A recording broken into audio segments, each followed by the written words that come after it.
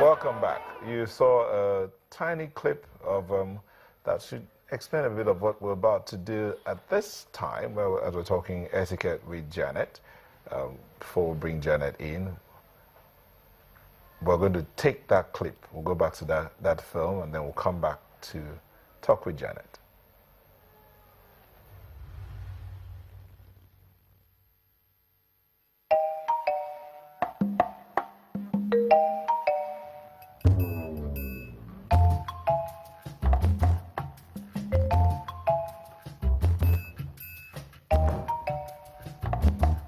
Business travel etiquette on the international scene. Research tells us that 75% more men travel for business reasons than social. That's quite understandable. Of course you want to feel comfortable, but of course it's not home.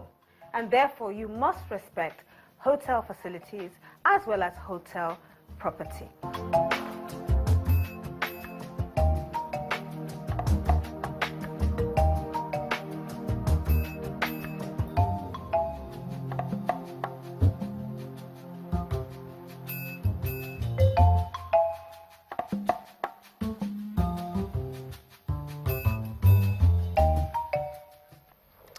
So, Janet Adetu is joining us for this segment, as usual, Etiquette with Janet. Thank you so much. Good morning. Good morning. What was that about? I think that's the beginning of business travel. He walks into a hotel room. First of all, you need to consider a lot of things when it comes to business travel. He comes in with a very small trolley to start with, and of course he's very tired, and then he just bounces on the bed. We'll see a bit more after. But what I wanted to bring out is that when it comes to business travel, sometimes we actually take it for granted. We think because nobody knows us and we don't know anyone here, it's a perfect opportunity to be rude, because sometimes we may dress sloppily because we don't know anyone. We're not likely going to meet those people again anyway. Sometimes you see people talk down on attendants. People that are talking to them, flight attendants, they tend to be rude to them. They may dress very sloppily, It's an opportunity to misbehave because you think people don't know you. But you know what? When it comes to business travel etiquette, it's really important that these things are not taken for granted. I always tell people, dress very well whenever you're traveling. You never know who you can meet, and always conduct yourself polite and respectfully because, again, people know you, but you might not know them. You see, and I always say too, sometimes you're noisy, sometimes you misbehave, sometimes you just feel that, it's an environment to let your hair down because nobody really knows you. But when it comes to business travel etiquette, I think a lot of things need to be considered, right from your travel details, down to your travel documents, down to what you should actually pack, even considering the weather, and sometimes down to food, language. Should you know a bit of the language, at least a greeting? I guess you should, it's a good first impression. The food as well. Now, you're not likely going to eat food that you're familiar with if it's a different continent. For example, Africa and Asia are totally different. You have to be mindful of what you eat whenever you go out there, of course.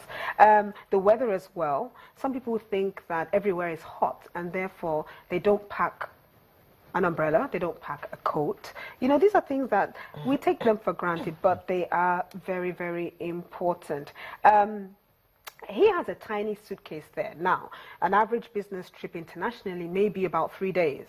So you're wondering, what has he packed in that tiny suitcase? Is he going to repeat his clothes over and over again? Of course, he's tired. He throws his shoes off. And then we'll see a bit more about what he does with the hotel property, But then we've seen facts. About 65% men travel more than women for business trips. There are millions of business trips that actually take place year in, year out, worldwide. Airlines actually record most of their profit comes from business trips, of course, And why are we traveling anyway? Of course, for a meeting, for a conference. Some men actually, or some executives actually combine vacation and business trip at the same time. So either way, there's always a reason to travel, and there are rules we need to follow when it comes to business travel. When you talk about language, you talked about weather and clothes to pack. For you're traveling to another continent, that maybe the temperature is between, the average temperature in Lagos, for instance, is about 30 to 33 degrees. Yeah, that's hot. But down the European continent is about 20, between 20 and 25 degrees, about this time. Correct. So what would you advise someone like that, someone going towards that area? Well, you know what? It's really important. Sometimes the daytime, the sun comes out, and you think that it's going to be like that all day long. You've got to remember that early in the morning and late in the evening is pretty cold. And at that point in time, you must pack something that is conducive for cold weather. And it goes without saying, whether it's a jacket, a cardigan, a sweater, you know, you need to be prepared. You're not going to go with slippers. You need to have some kind of covered shoe. And at the end of the day, it's really important that you do a bit of research. You know, even if you're not the one responsible for doing all the travel details and it's done by an administrative staff in your office, let them give you enough information about that destination. Yes, let's definitely. look at the other video where he actually settled down in the hotel. Yes. And see what he did. He was trying to have coffee. He couldn't figure out how to use the coffee machine. He begins to start tampering with the machine, almost as if it's spoiled. It's not spoiled. He just didn't take the time to read the manual that was sitting right by him on the table. Did you catch how much mess he was making around him just because he needed 1 cup of coffee? Gentlemen, all you need to do is tear the paper and put it on the table. There's really no need for you to litter your environment. Okay, now we're talking about hotel rooms. Sometimes you find it an opportunity to litter it because guess what? A cleaner is going to come in and clean up the room for you. But no, even though you want to make it almost home away from home, you still have to respect, you know, hotel property. What if there's no dustbin? Oh, no, well, you get one in the bathroom. Well, I've been in a hotel where there was no dust. It's possible, but you should see one at least in the bathroom. Unbelievable. No, sure. It was in Unbelievable. it was in the bathroom. Okay. Not in the room. So for anything I want to put in the trash, I have to walk to the bathroom. So, you know, what happens... Too far to walk? Too far to walk? The hotel room, many times, is misused by people. Nobody knows me, I can litter it anyhow I like. You really have to be careful. One, for the safety of your own property as well. Things that you litter around, you have to be careful with confidential information, especially if you're going on a business trip. So you don't want them lying around anyhow. You really need to keep your things safe. Sometimes you kick your shoes off. You know, the question is, should I hang my clothes or keep them in the suitcase? What would you do? You see, I mean, personally, you should actually bring out your clothes and hang them for the period of time that you're there. But some people keep them in the suitcase, or they take them out and litter them. So a dirty shirt is here, there, and everywhere. And honestly, it's not really good etiquette, at least because you want to, you know, you want to protect your own things. Having said that, too, property. Many times you go into a hotel room and you really don't know how to use a coffee machine. Recently I was in, sometime last year I was in Washington, and it was a conference. And one of the colleagues that was there with me said, oh, I could really do with a cup of coffee. And we had been there for 3 days. And I thought, but there's a kettle in the room. She said she struggled with it. She had no idea how to put it on. And sometimes some of these kettles, it's not the ordinary kettle. It's one of those funny ones that comes out in the cup, and you really need to understand it. But guess what? If you don't understand how to use a facility, guess what would you do? Call the staff in the hotel. As simple as that. But some people, you know, sometimes, you know what?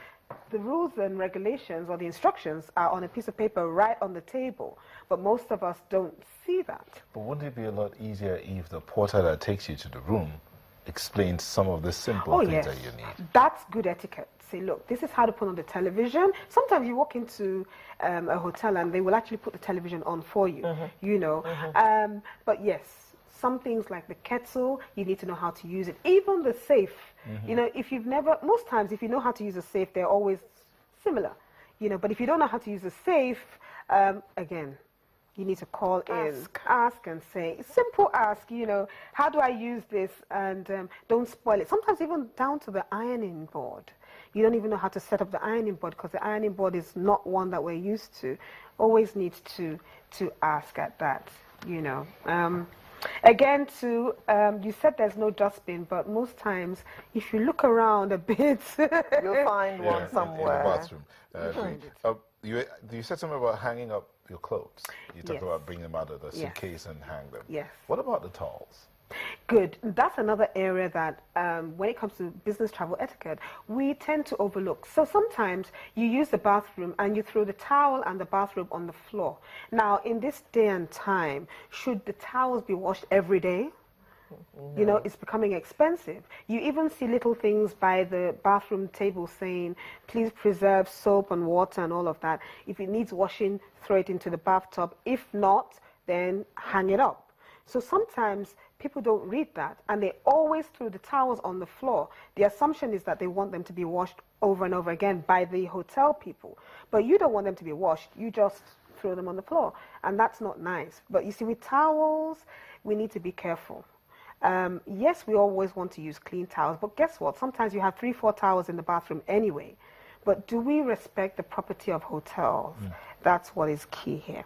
And I think some etiquette savvy skills are necessary when it comes to preserving, you know. Let's see the other video of our friend in the hotel. Okay. Yes, hi. I'm in 5. Yes, I'd like to order. I don't know what you have. I'm just looking through your menu. I can't have swallow. It's too late for that. No, I don't want chicken. What salads do you have? I've not found out here. Can you just bring up your best salad? Yeah. What about when it comes to in-room dining? Be careful what you order, because most hotels will have a different menu once the restaurant hours have exceeded. And that means you have to book your meal from that particular menu. You can't go haywire and think you're in the dining room. I guess you know what I mean. Well, as you can see, our young gentleman was feeling way too comfortable. He jumps right into bed way before the food comes. Now, there's nothing really wrong with that, but chances are you may fall asleep when the food finally arrives. What's up with eating in the bed? Whoa. Now, the hotel will not like that.